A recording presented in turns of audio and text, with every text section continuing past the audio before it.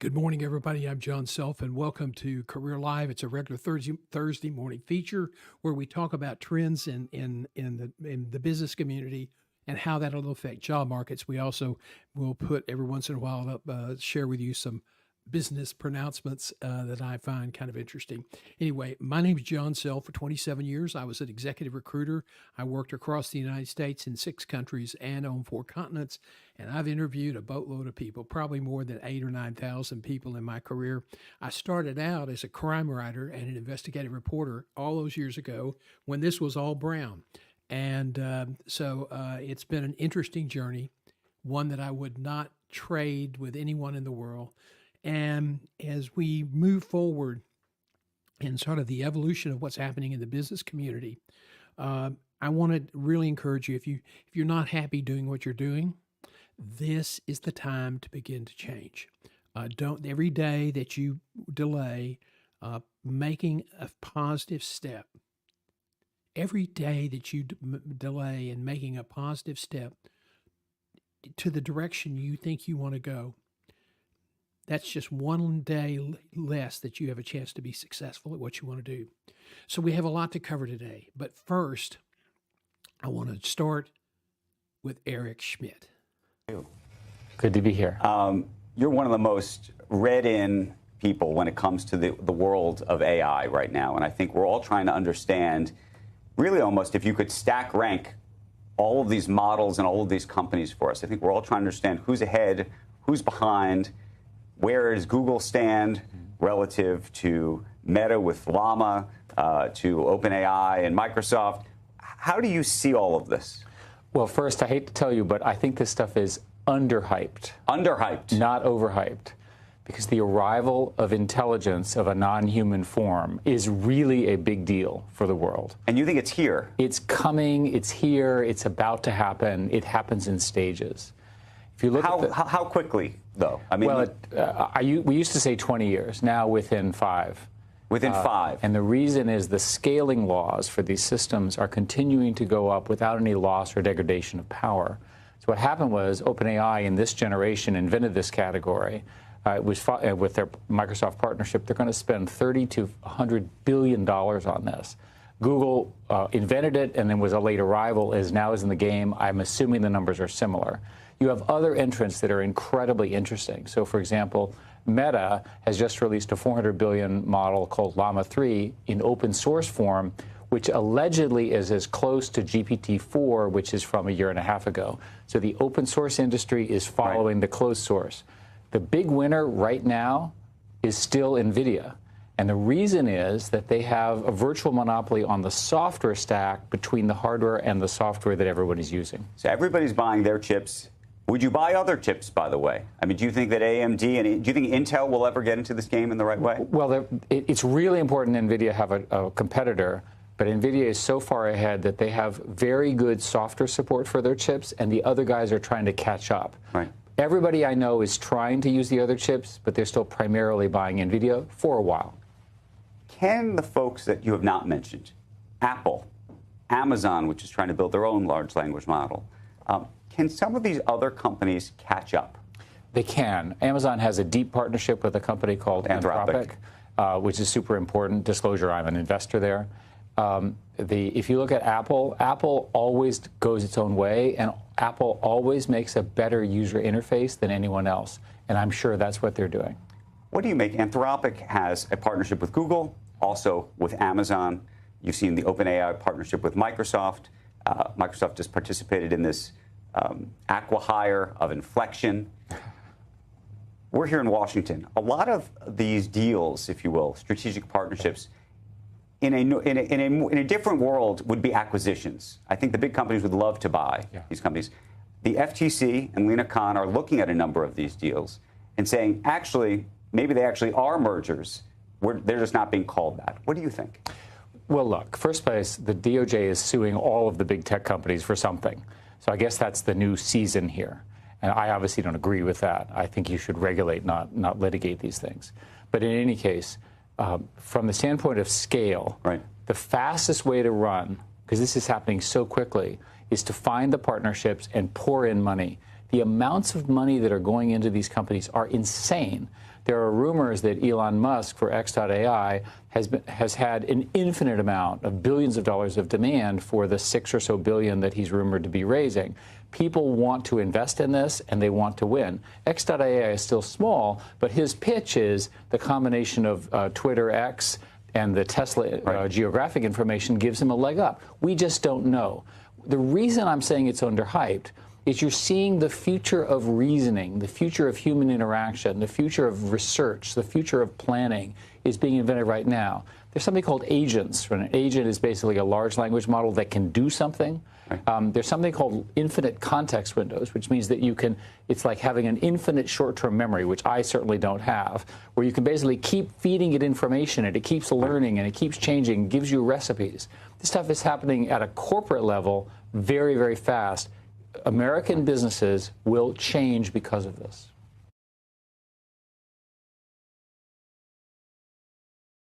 Wow. It's an amazing assessment by Eric Schmidt. And it also introduces you to some of the complexity. I know there was a lot of market consternation early on about who is NVIDIA and what do they do. Well, they are the big chip makers for AI right now, and they really don't have a challenger. And so they're the key component between this concept and the hardware, and it's an essential piece. So NVIDIA will continue to do well, and their earnings, I think, in the last quarter were still stunning. So that is a good overlook to where we want to start this morning, and that is that it is coming fast, and the strategic layoffs are continuing, and of course, Eric Schmidt just gave us a great summation of what's happening in business. And the key phrase that he said, he did not address the employment issue like Mark Cuban did, but he did say this is coming extremely fast at the corporate level. So today I want to share with you some of the things that are happening in the marketplace. We are still getting a lot of pushback that AI is going to disrupt jobs. I think that nobody knows for sure. Okay, that's a given. But I think the pace with which this technology is evolving is startling, and I think that it's moving so fast in an environment that is so incredibly complex is another indication that they have made extraordinary inroads in the technology, and you are seeing the stages of what we call automation of automation. So it's just going to exponentially grow faster. This is not going to be a 10 or 20 year process. This is going to be like a 5-year process or within 5 years. This concept that it will not change businesses is our economic models, I think is just absolutely ludicrous. I think this is the modern day, industrial revolution with greater consequences. In the old days, they could absorb a lot of manpower. In these markets, they can't absorb. If it's a huge impact on the workforce, this country and the globe simply cannot absorb that many workers who have no jobs to do. I think that, people keep asking me who are going to be the people affected first. Well, it's not going to be hospital administrators or financial people, but it will be the back office employees, billers and accounting clerks, AP, AR, and general ledger. They will be the earliest impacted, and this is going to happen within 5 years. And if you are in that category, or if you know someone that is in that category, tell them, then this is extremely urgent, that they begin to think about making a career change. And, timing is everything. If you are not first to the market, if you are not the first to realize this is coming, it's going to kill me if I stand still, I need to move, you have the best chance of surviving. The people who stay around and who say, no, this is not going to affect me, there's no way that they would allow this to take away all these jobs, they don't care. If you felt like the revolt in the Appalachia with the Trump campaign and the book Hillbilly Elegy, if you think the pushback there was pretty bad, just wait to see what happens. It's coming. The government's not really talking about it. There's not anything I think anybody can do. So impact on jobs, I think, is also going to throttle at the lower level. The fewer people you bring into the mix, you don't need the big executive management superstructure or overhanging structure to supervise fewer people and machines. And so this is going to continue to throttle the executive segment of the job market. Right now, we are experiencing what is called a white collar recession. That because there's so few jobs for so many people looking. Why are there so many people looking and so few jobs? Because since about 2012, when you really saw the first real, visible, where jobs were expanding, where one person was doing 3 or 4 different jobs because of technology, they were able to expand their skill set. And so instead of, say, in a newspaper story, to send a reporter and a photographer, you could send a reporter with his cell phone, get good pictures, even good video if you needed. And people are now, in some journalism schools, they are teaching a course called backpack journalism. So that has some great promise for that industry that's struggling to try to find its way in a new business model on advertising and distribution. But that whole process of where jobs are being expanded and there will be fewer people doing more work is a foregone conclusion, and it's going to continue, and you have to be prepared for it. Some of the things we're continuing to see here, and that is the new employment model. The entry-level jobs are going to be cut. They're going to, within 6 years, there's going to be a significant reduction in the number of what we call entry-level management executive positions, which will impact college students. And so college students that are going to starting now, they're starting their studies now, next year, and the year after, have to be extremely aware of the fact that they will be entering a market with fewer opportunities in the entry level manager or management training programs. There's going to be decidedly fewer executives. And if you talk to the billionaire bankers like Jamie Dimon, they're delighted because that just means more profit for their investors and bigger bonuses.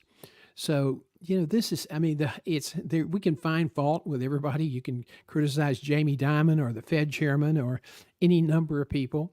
But the truth is, it's just change. And you're on the train or you're on the tracks. And believe me, you want to get on the train as quickly as possible. We're 6 years out.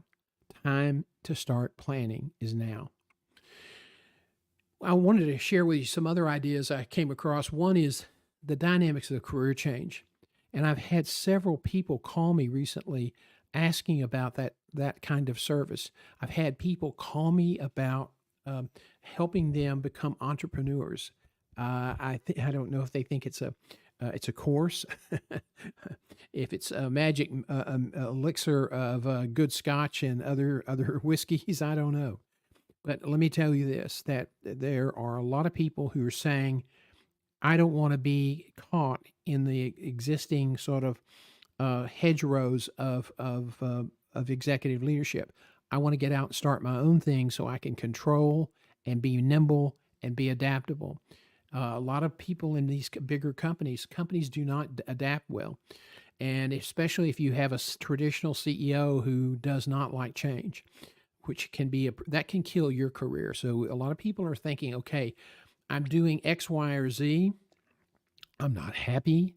I want to find something that's more fulfilling, that will allow me to continue to grow and be okay financially, even in a post-AI marketplace. So that's something that's on the table now. We're creating curriculum to help people make that transition for career change, as well as people who want to become entrepreneurs and start their own businesses. Now, I think the planning a career change, it's really, when you start, just to get organized and to start the wheels moving, is a 6 to 8 month process. And the key ingredient you have to have if you're going to do a career change, okay? And I've had essentially 4 career changes they're all related, but they were very, very different industries. You have to have imagination. That's first and foremost. The second thing you have to have, because there are so many roadblocks, so many setbacks, so much rejection, You have to have passion, that pushes you forward, that keeps that really fuels your focus on your vision of what you want to do. Passion is essential. You have to really commit to doing some deep dive analysis, which is an investment, a metaphor for an investment of time. You can't just say, I want to do this and start a business, but you really need to do your homework before you invest too much of your time, because you may, in fact, be passionate about an industry that will be eliminated by AI. It's just not readily visible. So you really have to stop. You have to really consider your concept. You need to talk to other people, not just one or two, to validate the concept. You need to talk to a whole host of people. And some will be happy to talk with you, and some you're going to have to hound a little bit, but that's part of it. If you want to be an entrepreneur, if you want to start your own business, that is part of the hard work.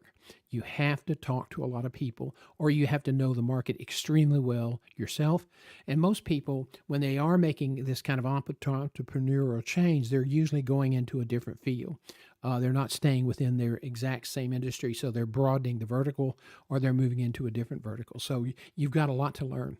I think as I said, we're getting ready to launch some of these new programs for entrepreneur coaching packages, and also on a career transition, not just finding a new job, but finding a new career that provides you reward and fulfillment. This will be offered in our premium and our career community options. So just a little bit of a sales pitch there. Now, I think some healthcare, I have quite a few healthcare clients because I started my career in healthcare at Herman Hospital in Houston, and I did a lot of search in healthcare over the years. So that's where I'm really well known on LinkedIn, is for my healthcare work. And let me tell you, in the 60s and the 70s, healthcare, gosh, this was the recession-proof industry. I mean, you just never laid off nurses. You never had enough nurses. You were always looking to bring people in. You were like a bunch of college football scouts, trying to get people out of college, make commitments while they're in college, get them signed up to ready to go. And so that there is still some of that today. The pandemic really kind of roiled the waters, and a lot of people thought, okay, we're fine. We don't need to worry about those shortages anymore. But the truth is, the shortages are there. Baby boomers are retiring, and there's going to be a lot of opportunity. So today, even though it's no longer a recession-proof industry, it is no longer a layoff-proof industry. It is still one of the better places to be, and it is one of the big elements of the hiring, growth in hiring right now. Good morning. It's time for a coffee break. I am a coffee fanatic. I'm sorry, I must confess. A community cafe special is my preference. So I think, although the industry is facing some really a triple threat, and that is regulatory reimbursement changes, and this is healthcare. They're always worried about regulations because that adds cost, but and because it can change the way you have to do business significantly sometimes. It also, regulations can affect your reimbursement. There are going to be separate reimbursement changes as people say, look, healthcare costs too much. The quality is not as good as we're paying a lot more for great healthcare. The numbers don't support the quality. And so I think there's a lot of people, a lot of businesses saying, wait a minute, we have to get our cost under control. Healthcare is going to see a lot of pressure from businesses that say enough is enough. Right now, they just keep signing checks and hope that it'll get better. That's the old definition of insanity. You keep doing the same thing over and over and hope for a different outcome. And no, Einstein did not say that. But anyway, I think you're in the middle of a triple threat in healthcare. Regulatory reimbursement and political uncertainty. And I think in the regulatory issue, I include the impact of AI. So you've got those three issues, but they are still going to need talent. 8-10 years ago, you heard a lot of physicians say, I would never, ever encourage my child to go into medicine. A lot of that was these doctors were going through the transition of how medicine was practiced, and they were really struggling with it. We are finding that a lot of the younger physicians and the people in medical school are more comfortable with this computer-driven practice of medicine, with the various automated medical records programs, the need to use the computer extensively and keeping your own notes, or having an iPad where you can simply dictate into it or touch the things you need to touch on the screen. And so the younger physicians and the physicians in medical school, they're all okay with these changes. Now, they want quality of life, they want work-life balance, and so there's going to be some friction there. But let me tell you this. If you're considering medical school and you have the grades and the mental wherewithal to get in, I would still consider that, because there are not going to be enough doctors. And if you don't mind working hard, and if you are a good doctor, you will do well financially. You will do extremely well financially, and it's a fairly stable field. Now, if you're a executive in manufacturing in the steel industry, not so much. Now, here's some other news and pronouncements. Cambridge professor released a YouTube, and it was really interesting. And he said Gen Zs, they're not lazy or lazier than their predecessors. This is a Business Insider report. Matter of fact, he said, the article, the professor said, Gen Zs really they want worth, purpose, and a work-life balance, as I just said a minute ago. I've always said, my generation complained about the Generation X. Generation X complained about the millennials. The millennials are kind of looking askew at the Gen Zs. Let me tell you, every generation has complained. And the professor at Cambridge said even Socrates allegedly made similar claims that the next generation was lazy and vain. And I thought that was extremely interesting. And meanwhile, our billionaire banker, Jamie Dimon, had little sympathy for the younger generation, because he said, they're going to have a better life expectancy, and he projects they will work fewer hours and live to be 100. And here's what's going to happen. You're going to work 3.5 days a week. That sounds pretty good. You're going to be able to live a life without the threat of some catastrophic diseases like cancer. He believes AI will help us get rid of some of these catastrophic diseases, because it's incredible power to see things that normal researchers might miss. In other pronouncements, the strategic realignments continue, and they continue in healthcare as well. Tufts University and their medical system just announced this week 175 layoffs. There was two different numbers on that. They are going to be executives, non-clinical workers. So executives, here we go again. If you're in healthcare in the Northeast, you now have 40 or 50 people who are going to be looking for jobs, and that just makes the market more competitive. You have to have a plan. You have to get your act together if you're in the job market, because what got you where you are today will not get you to a better job in the future. And that's what we do. We help people understand the changes and plan for that, and plan how they're going to market their brand, how they're going to market themselves to employers, and how they're going to handle themselves in job interviews. Earlier this week, we did a whole presentation on your big wow. And that's those stories and all the rich, anecdotes and experiences that you've had over your career that back up your value brand statement, that really help you focus your value brand statement. And so I think if you didn't get a chance to see that, we ran it as an encore as well. It's gotten several very favorable comments into our email at info@johngself.com. So if you get a chance, look at it.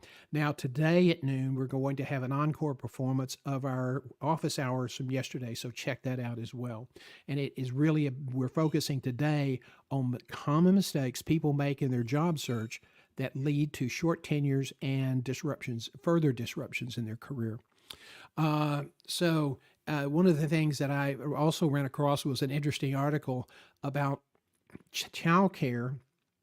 The cost of childcare now for 2 children under the age of 5 is now more costly than rent. And this is the case in all 50 states, according to Business Insider.